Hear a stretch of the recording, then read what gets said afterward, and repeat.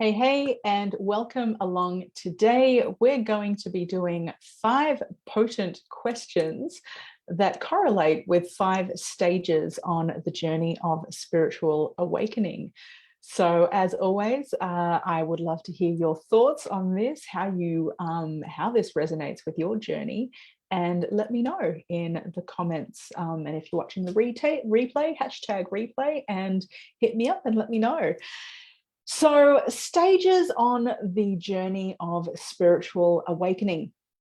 Maybe as you've gone along on your journey, you naturally reflect on things and you've kind of looked back and gone, oh, there was this whole phase that happened there. And you feel in some ways that you've moved on now, or you've almost graduated into another phase of your journey and what's going on. And this is a very natural and normal part of any process of change, of transition, of evolution, that there are these chapters almost that come and go. And because they serve a purpose when we're in it, there's some kind of a question that needs answering, or a task that needs fulfilling, or a challenge that requires completion in some way. And when that has wrapped up in its own organic time, and you've gone through that stage or that task, then naturally another emergent thing comes about. And of course, when we're in it, it can just seem a bit, unguided or nebulous, or I don't quite know when the next thing's going, or the universe is leading me here, or I don't quite know, what the direction is. I'm just trusting in the direction. It can seem very kind of wide and big and vague. And yet the beauty of research and hindsight and people who have walked the path beforehand is there have been many, many, many who have had awakening experiences. There have been people who have researched this. And so there's some wonderful things out there in terms of modeling, of looking at what are the common patterns that people tend to go through as they journey through and beyond a spiritual awakening. So I wanted to share with you today 5 potent and commonly asked questions on that journey. And each of these questions marks a kind of phase, if you will, or a stage along that journey. So again, shoot me up in the comments if you relate to one of these questions or the stages, if you can identify with it. Are you in it currently, or are you have you moved through it? And if so, what did you take away from that has helped you move to the next stage? All of that information is useful for people who are on their path and asking similar questions along the way. So, and I should also reference where this comes from. So Doctors Suzanne Brown and Rhea White were pioneers in the field of exceptional human experiences, is what they called them. And they collated hundreds, I think thousands perhaps, of stories from experiencers who had gone through not just an awakening experience, but many different categories and types of spiritually transformative experiences. And so these researchers, Dr. Brown and White, put all of these stories together and discern some of the patterns that came out of that. And so from that research is where I'm sharing these 5 key questions that have emerged. Now, of course, I call this map the Agents of Awesome journey, the Agents of Awesome roadmap. There could be many different names for it. Doctors Brown and White called it the Exceptional Human Experience Matrix. So without any further ado, here we go with the first question, which is, am I crazy? Yeah. So this is what happens when a mind, a consciousness that is at a particular, not level, but is at a particular place of understanding, has an experience that is beyond it, is greater than it.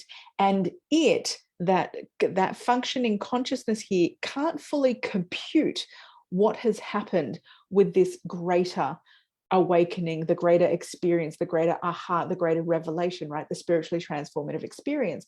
And so it is natural that this consciousness, that this mind, the mind that we are at that point identifying with, is looking around, knowing that it's had a certain type or types of experiences that have been incredible and more real than real. And so the mind that is limited, looking at the unlimited experience and still distance from it, asks, am I crazy? And that is a very natural question to ask from a consciousness that is not yet familiar with the expanded state of consciousness. And we have to keep in mind too that society as a whole resonates generally at that level as well, because it has a very, a very minimal understanding of expanded states of consciousness. And so our modern society looks at those who are having these expanded states of consciousness as, are you crazy? Yes, I think you might be crazy, right? So that's that first question on the first stage. Am I crazy? Am I nuts? And what happens with people who've had these profound experiences is they can answer that for themselves, usually because the conversation goes on of, well, that experience that I had though is more real or more beautiful or more amazing, more alive than I've ever felt before, right? There is something so powerful about that I cannot deny that experience has happened to me.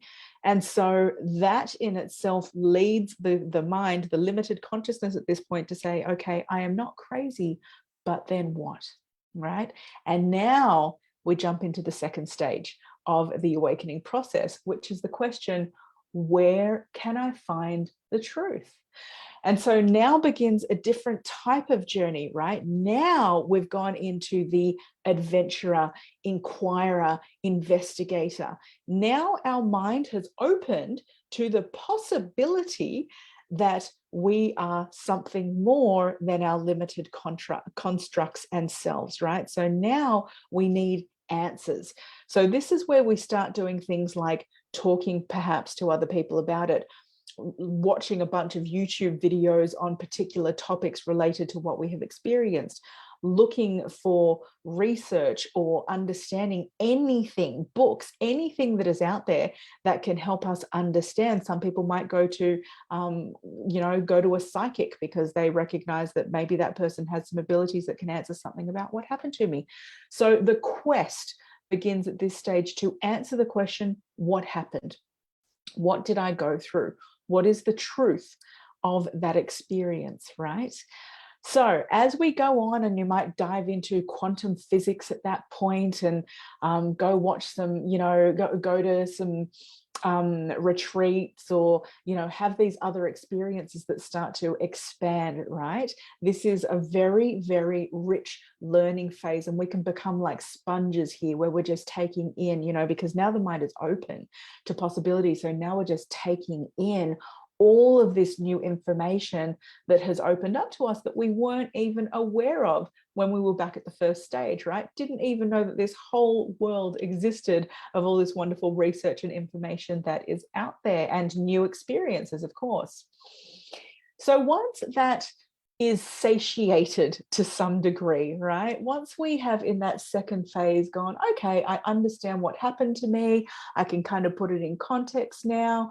The next part becomes, and this is the third question and phase 3, where do I fit in? So now we begin looking for tribe. So what has been a bit of a solo quest up until now, because there might have been a whole heap of issues around other people are going to think I'm nuts. Oh my goodness, maybe I think I'm nuts, even though I'm not. I'm nuts, but I need answers for this, and I don't know how to language any of this. And especially my loved ones, they're just going to think all of this is totally crazy. Often these explorations in the early stages can be very alone journeys, right? We keep them personal, we keep them close to ourselves, and maybe we will have had this conversation in confidence with someone we trust, maybe 1 or 2 people, right? Because up until that point, if we haven't had much of that experience, or most of those people around us who are openly talking about their spiritual experiences, we really might have quite a hesitation, because we don't want to be rejected from community, from our loved ones, from our relationship. So that next question becomes, where do I fit in? Which in other words is, where is my tribe? Where are my people?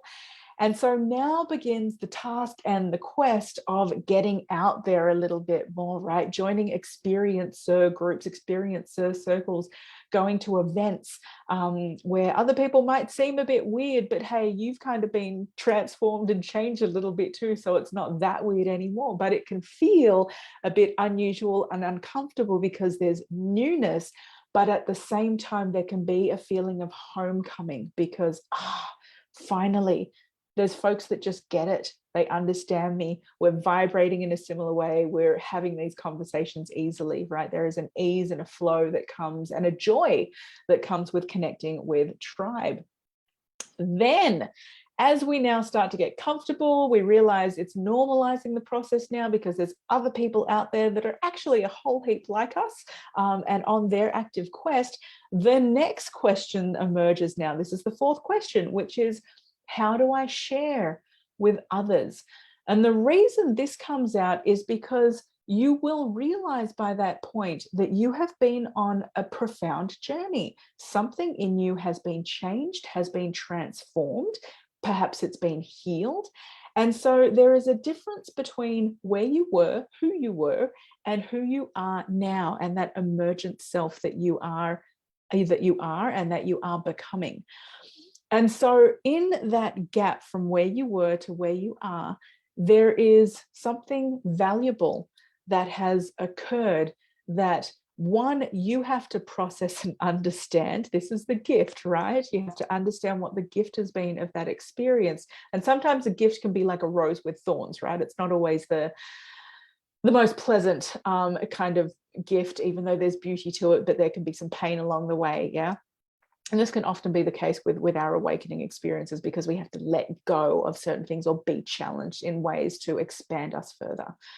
So something of value has occurred in that space between who I was and who I am and who I'm becoming, right? The emergent. And that then, that value is, you'll find there are natural conversations that occur where people might, spontaneously or coincidentally bump into you and start having a conversation about something where actually you realize you have something to share with them about that. You've walked through a process and you can give them hope and inspiration in some way so that they know that that dark place that they are at is not always forever, or that dark or confusing or stuck place, right? That they can move through that.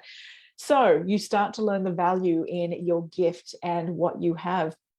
And that is a wonderful thing, right? And now we move to the fifth question, which is, how can I best serve? Because what innately happens in these transformations is we are gifted something. This is a classic hero's quest, right? We are gifted something along the journey and we re-emerge, we re-come out to the ordinary world, right? And so now that you are transformed and you understand the gifts and you walk through the fires and you are a new person, you're in a better way of being you, you understand more, etc., and you understand there's value in what you can contribute, then it becomes how do I do that? And so this is, and in the way that I work with people, this is what I call your area of mastery of your gifts. It's one thing to understand that you have gifts and, be able to tap into them and develop them and explore them. That's a beautiful thing and a result that comes out of the experience of your spiritual transformation. But then the how can I best serve is this whole other journey where the hero is now back in the ordinary world and no one talks about this phase. And yet it's one of the longest, richest, deepest for those of us who have had these experiences that have awoken us to more that we are, more that is in the world and the cosmos and in existence itself, is what are now the nuts and bolts in how I can best serve, because you have to figure out ways to navigate and do that back in the ordinary world where it can be communicated, where you can communicate the extraordinary back into the ordinary. So 5 questions, 5 phases. Where are you on that journey? Do you relate to any of those, and how has that experience been for you as you travel it? Let me know. As always, I look forward to the dialogue. Much, much love.